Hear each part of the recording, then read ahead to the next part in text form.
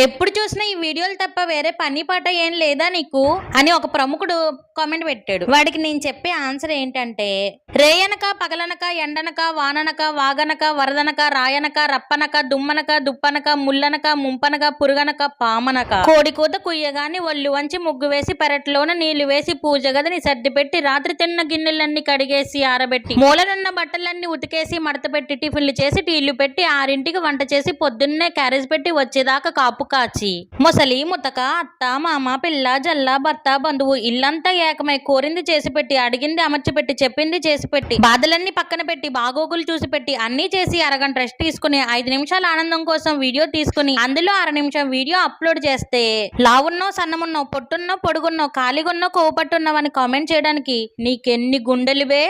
అమ్మైసా dialogue ఎలా ఉందో comment చేయండి. సరే గాని సబ్స్క్రైబ్ చేసుకోవడం మర్చిపోకండి. ఉంటాను.